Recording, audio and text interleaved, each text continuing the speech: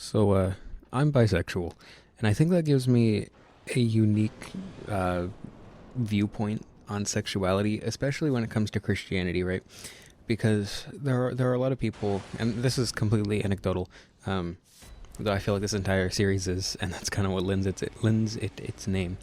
Um, a lot of pastors, a lot of preachers, a lot of apologists would always say, "Oh well, homosexuality is a choice."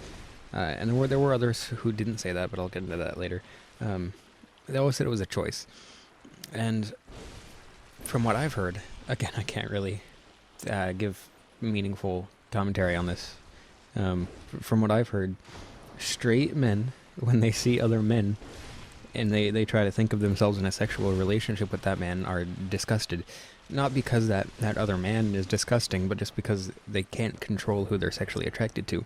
And same goes with women. A straight woman who looks at a woman sexually, that almost disgusts them.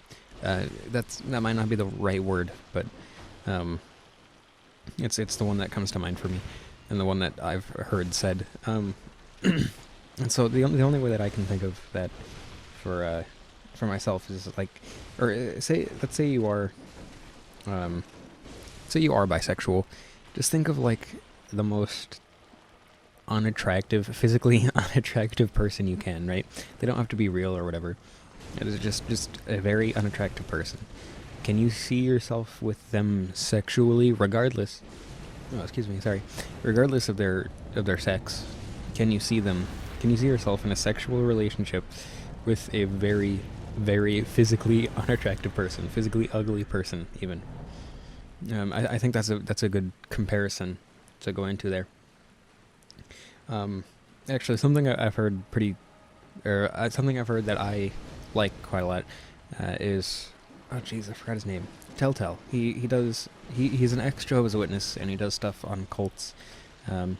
He talks about his experience with Jehovah's Witness. He's a great channel. I watch him all the time.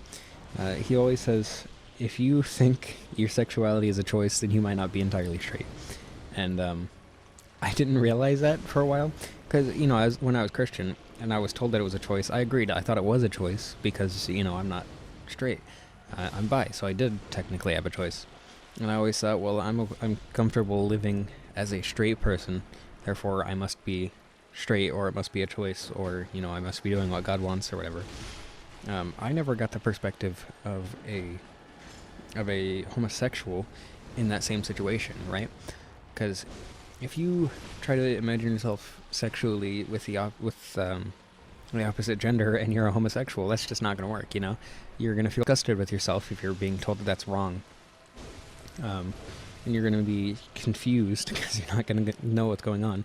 It's a very unhealthy viewpoint to have, or rather to be told that what you feel isn't right, or is wrong, or is evil, or whatever, and is a choice, and you made the wrong choice. It is extremely unhealthy, and can very much destroy you mentally. Luckily, it didn't me, because again, I was bisexual, but I know people who that has taken a toll on. And it's a very dangerous thing. There were people, and I had a first-hand experience with this. This is what I believed as time went on. I believe I was in my sophomore year of high school. Might have been freshman year. It might have been the summer between freshman year and sophomore year. Anyway, point is, my youth group went to this Oregon Youth something. I know the abbreviation was OYP. I think it was 2016. Hashtag OYP 16. Because I remember posting a lot on Facebook because I wanted my picture up on the screen, because whatever incentive thing. And the pastor there was like, well, some people are born homosexual, and that's okay because everyone is born into sin, right? And that is a sin that you need to take hold of, and that you need to ask God to relieve you from. And then he gave anecdotal evidence of this guy who was born gay, and then he ended up having a wife and children and whatever. But I think that honestly might be a worse viewpoint to have. Not that it's a choice and you made the wrong choice, because at that point you're just sinning, and everyone sins. But that this is something that you were born with, that God, or okay, Satan gave to you, but God let Satan give to you, that God let happen. You were born into sin, into a sin that you don't intrinsically know is a sin until you're told. Um, I feel like we have. Okay, this is not based at all in evidence. I'm pretty sure we're born with some sense of morality, and morality is a whole different issue. But I'm pretty sure that we are born with a sense of morality, and assuming that we don't have an atypical mind, we're not a sociopath or a psychopath or whatever. I don't know what those entail necessarily. Anyway, we'll intrinsically know, is that the right word? Inherently, that might be a better word to use, know that that murder, for instance, is bad because just because we're born with that instinct.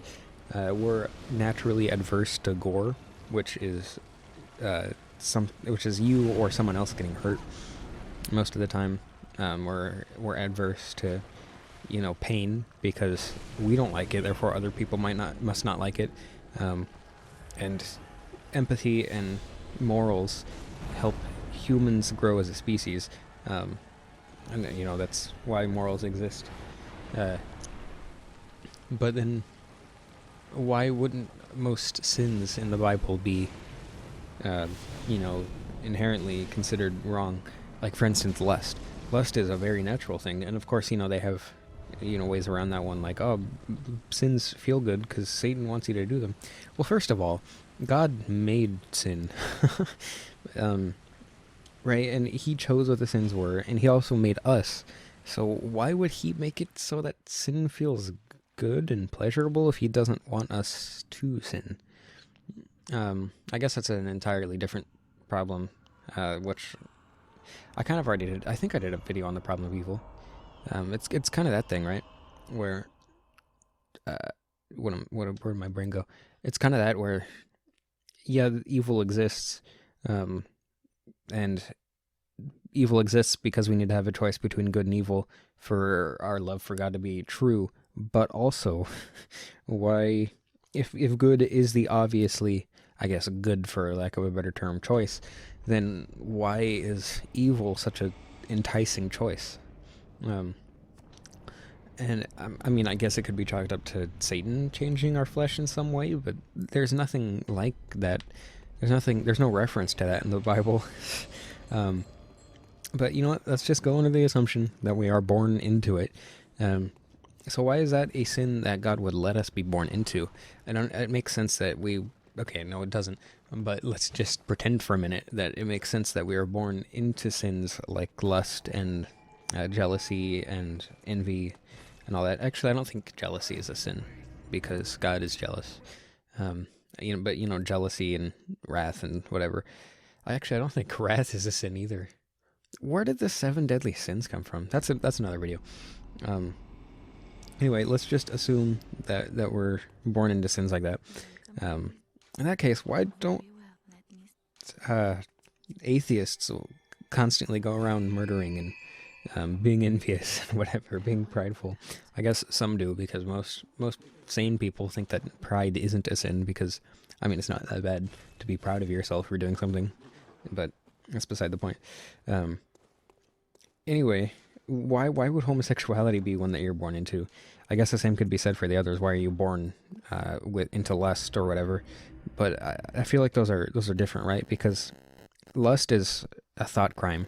Adultery is something that you have to go out of your way to do intentionally. My headphones are buzzing. I think that's through my mic monitor. I don't know what's going on there. I'm going to pretend that's not happening.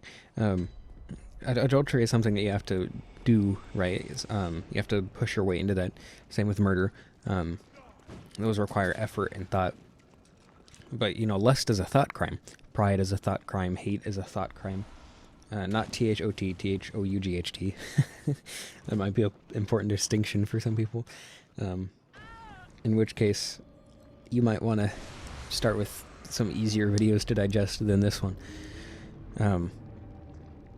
But, homosexuality is, I guess it's also technically a thought crime, but it's one that impedes on physicality, I guess is the word I'm looking for. It impedes on things that you do physically and that you can do physically, right? Um, I don't know, just it doesn't seem right, for both from it being a choice, which it obviously isn't, and also being born into it. They just don't fit. Like, homosexuality just doesn't work with the Bible being true, but homosexuality is obviously true, therefore, I mean, I feel like you can extrapolate on your own what that seems to imply. Um, but let's step back a minute, talk about how I felt with this, right? Because, again, uh, I was okay living straight, I guess. I was okay with the straight life. I hated saying that. Because I'm bisexual, so I did have a choice, unlike most people. And I mean, there was a point, I think in my freshman year, a guy said he was attracted to me. And if it weren't for him, like being into drugs and all that, I probably would have been into him too. He was almost cool, but he did drugs and stuff. And I mean, not just like smoked weed. He like, I don't even know what he did. Probably meth. I'm not entirely positive, but at that moment I realized, wait a sec, I'm almost attracted to this guy. If it wasn't for his drugs and stuff, I would be actually into this guy. And like, that was a weird moment for me, because I always thought I was straight. And that moment, I just kind of like pushed it aside, like, I mean, if I wasn't Christian, I might be bi, but I am Christian, so I'm straight. Therefore, you know, I don't like guys because that's a sin. Which is gross. Why would it be a sin? Hold on. Let's take another step back. Why is homosexuality a sin? I never really considered that. I guess it could impede the growth of the population, but at this point, you know, we have 8 billion people. We're pretty much overpopulated anyway, so why would it be a sin? Hold on, now I'm actually trying to rationalize this from my apologetics viewpoint. Why does God care what you do with your genitals? I guess the only thing I can come up with is that it's unnatural and God didn't make it to happen that way. But like, again, why would it matter? Like, it's not like we're made to consume tons of sugar, but that's not a sin, right? I don't know. I've been trying to, I've thought about this before, but not to like a full degree. I think one of the bigger things is it was a jab at the Romans. I think it was the Romans. Yeah, because the Romans had emperors who were like super into sex and stuff. But like, especially gay sex. Like, a lot of the Roman emperors would just like bang dudes all the time. Which, I mean, you do you. Slay Queen, whatever. That one hurt. I feel bad saying that one. So I feel like, but like, it was also mentioned in the Old Testament, so I don't know where that would have come from. Maybe, and this is pure conjecture, maybe some civilizations, or a lot of civilizations, were like totally okay with homosexuality, and then Jews, whatever, they were like, you know what, actually, let's set ourselves apart. Let's say this is a bad thing, so that we can be different, and call everyone else evil for something that they do. Anyway, my specific viewpoint on it was kind of weird, and I've already gone over most of it, but like, for me, again, it's really hard to see other viewpoints, but also my viewpoint is unique, and it's kind of, it's weird.